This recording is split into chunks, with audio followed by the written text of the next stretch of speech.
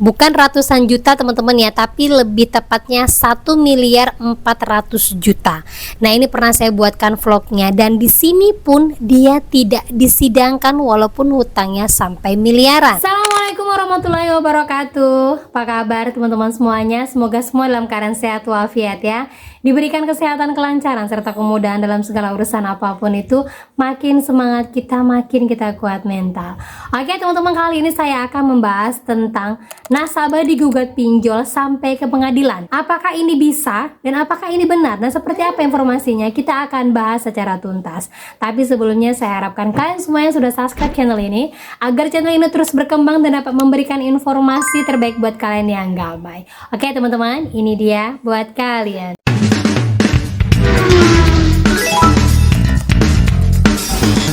Oke teman-teman, sebelumnya saya mau informasikan dulu ya, ada beberapa teman yang informasi bahwa pinjol isi cash sudah ada DC lapangannya di wilayah Surabaya.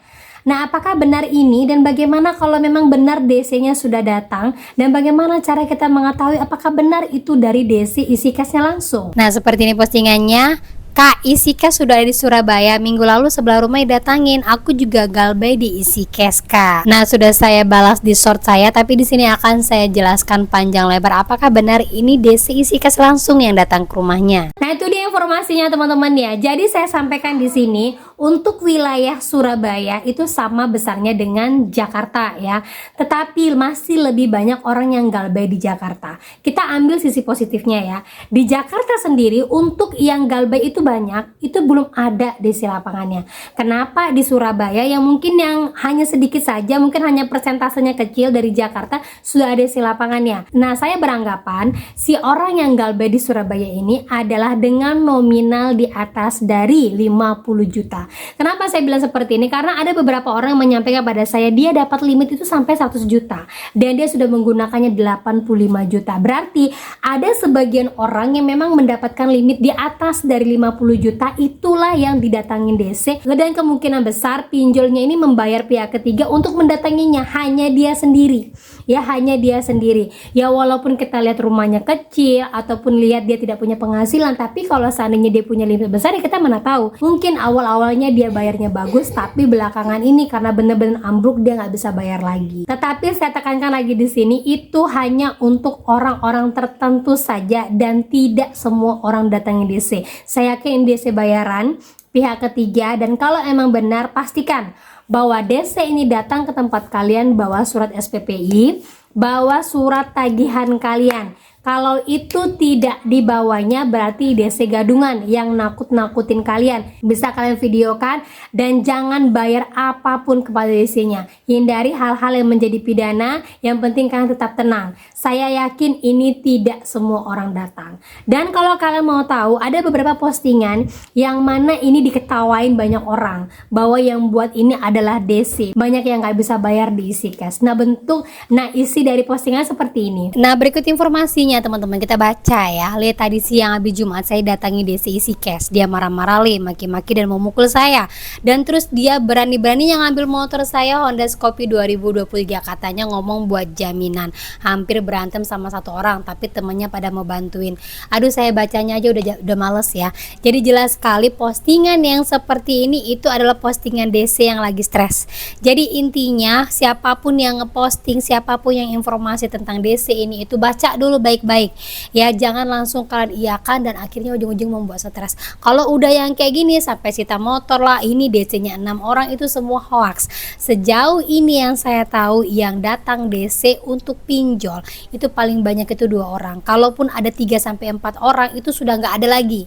Tahun 2023-2024 itu sudah berhenti yang model seperti itu karena sudah banyak yang ditangkap polisi, bahkan sudah dipecatin sama pinjolnya. Yang boleh banyak datangin itu adalah dari leasing untuk narik-narik motor-motor yang gagal bayar. Nah, itu iya DC-nya sampai 6-4 orang. Kalau pinjol tidak ada. Jadi jelas postingan seperti ini jangan langsung telan mentah-mentah. Ini adalah DC yang stres karena tidak mencapai target. Nah, itu dia teman-teman ya, isi cash itu masih aman sampai sekarang. Kalaupun ada, pasti sudah banyak sekali informasi ke saya dan saya akan siap membagikannya kepada kalian mungkin di daerah-daerah tertentu. Tapi sampai hari ini saya ngonten, saya sampaikan belum ada orang yang benar-benar memastikan membuktikan bahwa DC dari isi cash itu datang. Gitu teman-teman ya. Nah lanjut lagi teman-teman, jadi ada banyak sekali saya baca ya di vlog YouTube saya kemarin, komenan teman-teman mengatakan, Mbak tolong dong bahas, ada loh pinjol sekarang yang menggugat nasabahnya sampai ke pengadilan. Baca di beberapa komenan YouTube saya, Mbak tolong bahas, pada saat ini ada berita pinjol menggugat nasabahnya Mbak. Terus ada lagi di channel sebelah sudah ada yang gugat nominalnya 8 juta. Begitu informasinya tapi tidak disebut dari pinjol apa. Dan banyak sekali informasi, bahkan di WA grup sharing saya juga pada ribut. Mbak ini bagaimana nasabah sudah ada yang digugat, sudah masuk dalam persidangan. Ini apakah benar atau tidak? Nah, saya coba untuk membahasnya menurut versi saya. Nah, dijelaskan duduk perkaranya apa. Ya, jadi di sini saya tidak mau men-stitch ataupun tidak mau menjelekkan vlog siapapun. Yang intinya semua vlog itu baik untuk menyampaikan informasi yang berguna bagi kalian. Itu dulu kita tekankan teman-teman ya. Jadi saya sampaikanlah di sini ya. Sejauh saya ngonten, sejauh ini juga saya informasikan kepada kalian, belum pernah ada pinjol yang menggugat nasabah. Untuk memperjelas lagi informasinya, kemungkinan riwayat-riwayat berita itu pasti akan ada, terutama untuk di Google, termasuk dari berita CBN atau detik.com, Antara dan sebagainya yang memang mengangkat perihal pinjol. Di sini saya coba cari pinjol menggugat nasabah gagal bayar. Ya, nasabah bisa masuk jalur hukum. Begini caranya, tapi dari semua informasi yang saya baca itu tidak ada satupun yang menjelaskan bahwa pinjol tersebut sudah menggugat nasabah. Belum ada. Yang ada nasabah gugat vintage ada kami. Malah ada 142 lender dari 4 vintage lending gugat OJK ke PUTN, dan ini isinya itu dari tahun 2025 yang mana mengenai bunga. Ya, mengenai bunga yang dimainkan oleh pinjol. Tetapi untuk pinjol sendiri yang menggugat nasabah itu belum ada. Sejauh ini hutang pinjol itu masih jatuhnya hukum perdata. Ini ya, sejauh ini ya, mohon maaf kalau seandainya kata-kata saya ada salah, tetapi sejauh pengetahuan saya belum pernah ada. Itu yang pertama. Yang kedua lagi, kalaupun sampai ada nasabah yang memang digugat oleh pinjol, yang pertama, nasabah ini bisa jadi dia hutangnya sampai ratusan juta. Tetapi saya kembalikan lagi kepada kalian, pernah nggak saya buat vlog yang mana itu adalah vlognya tentang Shopee yang pinjamannya sampai ratusan juta? Bukan ratusan juta teman-teman ya, tapi lebih tepatnya 1.400.000.000. Nah, ini pernah saya buatkan vlognya, dan di sini pun dia tidak disidangkan walaupun hutangnya sampai miliaran. Lanjut lagi, kalaupun memang dipersidangkan, sekarang jawab pertanyaan saya adalah hukum Indonesia yang seperti apa yang bisa mempersidangkan ataupun menaikkan sidang itu? Coba telusuri lagi nih di Google biar kita lebih yakin lagi. Hutang perdata yang pernah naik persidangan itu seperti apa? Yang pertama, ini wanita di Malang gugat anak, menantu dan besan karena dugaan utang ratusan juta. Berarti ini pribadi ya. Persiapan PT BRW jelang hadapi putusan pembatalan perdamaian, yang mana ini antara perusahaan dan juga orang yang mengajukan tentang hutang piutang. Tak terima dipasangkan stiker, nunggak utang pedagang ayam ajak BRI ke meja hijau. Nunggak pinjaman di BRI, warga Gedek dipanggil kejaksaan. Artinya ini adalah hutang-hutang yang memang ada agunannya, ada barang yang dilihat ya, yang masuk ke dalam persidangan. Sementara sejauh ini pinjol itu agunannya masih KTP, dan KTP sejauh ini belum pernah ada yang naik ke persidangan. Kemungkinan besar nih, kemungkinan besar ada sebagian pinjol, ada sebagai multi finance, salah satunya itu adalah Kredivo, HCI, Indodana, yang memang mereka punya pinjaman online tetapi juga bisa untuk multiguna, yaitu barang. Ya, nah bisa jadi ini hanya pemikiran saya teman-teman ya. Bisa jadi ada sebagian nasabah yang memang pada masa pencicilan itu dia mungkin tidak membayar hutangnya. Misalnya di Kredivo, dia ngambil barang motor, tidak bisa membayar hutangnya, tetapi dia menghilangkan barang tersebut, motor tersebut. Ya, menghilangkan motor tersebut yang masih dalam masa cicilan, kemudian dia tidak membayarkan hutangnya kepada si Kredivonya ini. Nah, Kredivo ini kan termasuk dalam pinjol, ya kan? Nah, akhirnya si Kredivo ini menggugat si nasabah karena menghilangkan barang bukti yang mana barang bukti ini masih dalam masa cicilan dan dinaikkan ke persidangan, itu bisa. Tetapi jatuhnya bukan pinjaman online, tetapi masuknya dalam pinjaman multiguna yang mana itu ada barangnya. Barang itu masih dalam cicilan, terus ada yang dalam masa pencicilan dia menjual barang tersebut, terus dia galbay dan dia tidak bayar.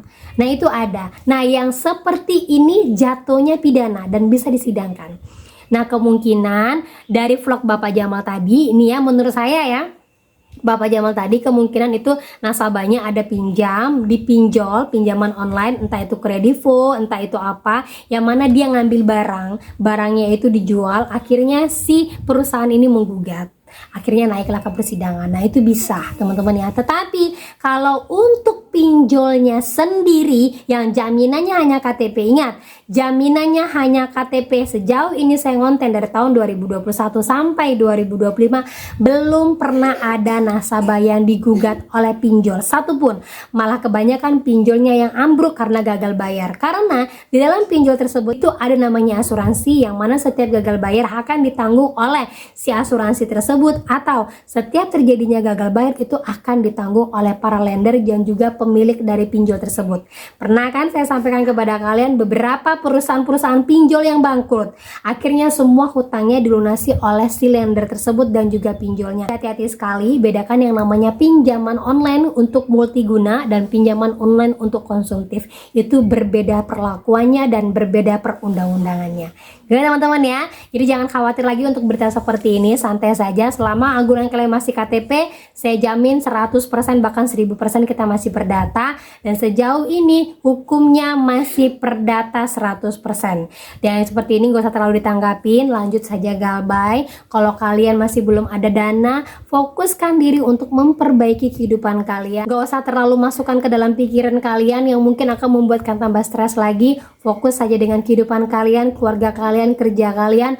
Hari ini saya bisa bayar, akan saya bayar. Hari ini tidak saya bisa bayar, tunggu. Hari ini saya sedang memperbaiki hidup, nantinya pasti saya akan bersihkan satu persatu. Gitu teman-teman ya.